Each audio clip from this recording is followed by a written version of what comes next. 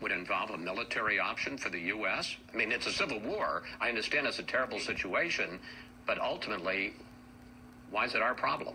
Oh, look, Venezuela could very much become a risk to the United States of America. The Cubans are there, the Russians are there, the Iranians, Hezbollah are there. This is something that has a risk of getting to a very, very bad place, and so America needs to take this very seriously. We don't get the CIA director on this. Gosh, I think I might have heard that somewhere before. I can't place it. You know, maybe it was somewhere here on YouTube. I can't, it escapes me right now, but someone on YouTube pretty much had said almost those exact words. Well, I mean, clearly this guy just must be watching YouTube, and he's, you know, a conspiracy theorist, so maybe we shouldn't listen to him either. Anyway, talking about today, because I've been asked, this bridge collapse down here in Florida. Now, not to ascribe any nefarious purpose to this yet, but there is an interesting link to the history of the construction company that built this bridge.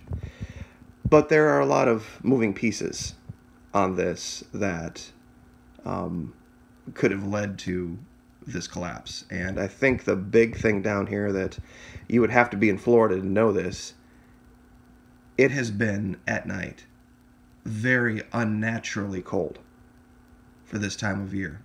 Up here, it's been getting down into the 30s, up here meaning St. Augustine area. Down there at night, it's been getting down into the 50s. Now, this bridge was this quick construction thing where they basically built it on the side of the road. Anybody who knows anything about concrete knows that it takes time to cure. This is a concrete bridge.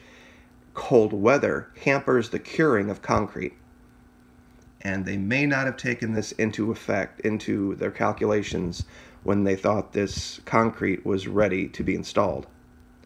Now, that's part of it. That's just me spitballing. When I was younger, growing up in Indiana, we were contractors, and my father primarily did plaster and drywall, but we knew people that had done concrete. One of my best friends at the time did a lot of bricklaying and concrete work, and you know, that's where we kind of picked that up, that when you put down a concrete slab or do anything like that, you don't do it in the winter. In fact, when it's cold, you have to put different stuff in to have it cure properly and not have it freeze. So anyway, there's that. I had another take on this that I think might also have played into this. This is, let's see if I can find it. Yeah. This is what the bridge would have looked like. Now, the little span parts up there at the top hadn't been put in yet, the supports. But you can see the walkway level versus the cars. You can see that if a semi were to go under, that it would be very close to the bottom of that bridge. The trailer would have probably only cleared it by, 18 inches, maybe 2 feet. Any trucks, and I'm sure all of you know this, they push a giant wall of air in front of them. And they put this out there, and it hadn't had all the supports put in, and these big trucks come flying under there, and this giant wall of air pushes that deck, that walkway deck, up just a fraction. And then, of course, it then relaxes when the wind goes by, and so it causes this little flexing effect. And if this concrete hadn't been cured properly, perhaps that might have caused the weakness that caused this thing to collapse. Then maybe they didn't take that into account when they put this in, because I know it was supposed to be something that was happening very quickly to avoid a traffic hiccup. And so they might have just pushed this through just a little bit too fast. So, logic and sanity needs to dictate, our direction when we look at stuff like this, and not always end up going to the nefarious. Now, I did say there is a connection to something very strange with this construction company. This MCM. This is its history, and the owner, I'm assuming that's the old guy right there, from Cuba. Anyway, down here, 4 of his sons, Fernando Jr., Luis Pedro Brawl, brought to the U.S. through the Pedro Pan airlift operation days before the Bay of Pigs. Placed in an orphanage, the 2 youngest stayed behind Mr. Munilla stayed fighting for his country's freedom, leading covert operations along with the CIA.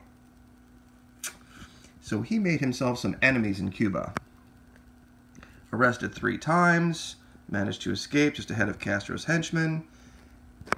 So, there is that. That maybe somebody had it in for this guy. Maybe they had somebody on the inside of his construction company he didn't know about that was able to introduce some things that would have caused a problem. Maybe, maybe not. You just can't make this kind of stuff up. I mean, this is and like I said, this is their own webpage. Their own description of their own business. So there's that. And, the firm does operate in Miami, Irving, Texas, and, Panama. That's interesting. So I've made this allegation before, and I hope starting off with Mr. Pompeo might give it a little bit more weight when I say that South Florida has been infiltrated. It's not just Venezuela. I mean, right when the president came into office, literally one of the first things he did was seize a bunch of the vice president of Venezuela's assets in South Florida.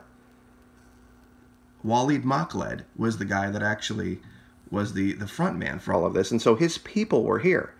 And we know also that this vice president, Tariq el-Aissami, of Venezuela, had been spending the last 10 years giving Venezuelan passports to Hezbollah fighters and secretly bringing them into Venezuela and more than likely getting them into the United States.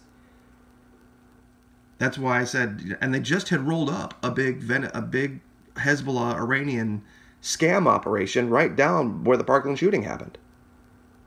And then this kid all of a sudden is showing up, on his Instagram account wearing red and black, which is the colors of the ELN. I mean, it's just really pretty damn strange, the coincidences.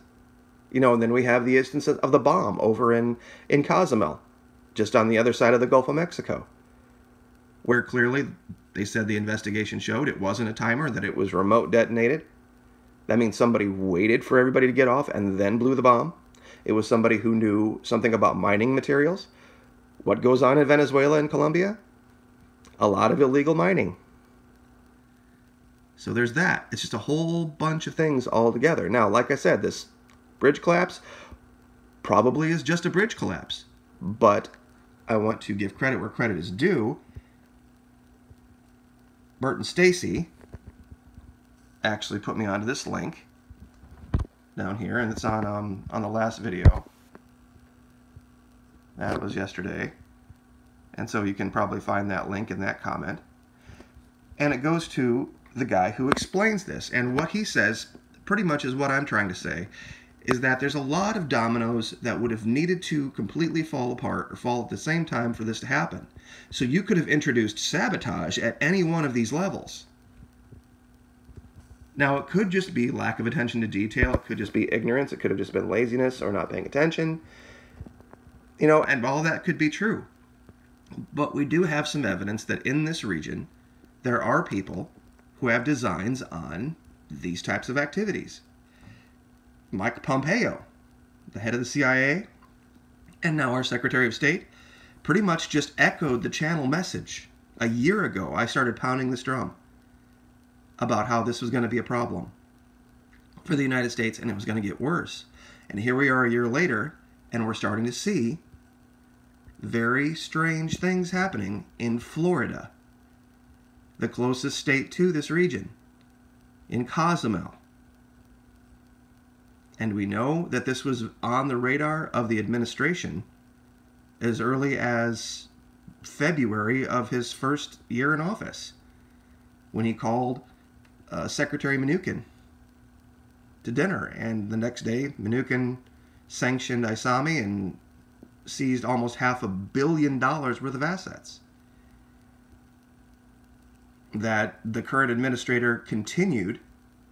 Executive Order, Obama Executive Order 13652, that labeled Venezuela an extreme and extraordinary national security threat. And now we've seen it also bleed over into Panama. We've shown the connections with the Russians, shown the connections with the Chinese. That this is going to be, and this, like I said, this isn't Korea 6,000 miles away. This isn't Syria 8,000 miles away. This is right here, right in our backyard, a few hundred miles away. So I'll leave it there. So yeah, Bert and Stacy III, thank you very, very much. This was a really good article here to watch. The bridge flexing. I had brought up a picture. I just wanted to show you guys real quick as we go out. Tacoma Narrows, you know, this shows how concrete, cement, asphalt can all flex and not break. I'm sure a lot of you are familiar with this video. So that wind flexing issue, I think, probably had a lot to do with it, but whether that was something that happened just by accident or whether there was some other interests involved, I guess we might never know. So like, share, subscribe. Thank you so much. We'll see you next time.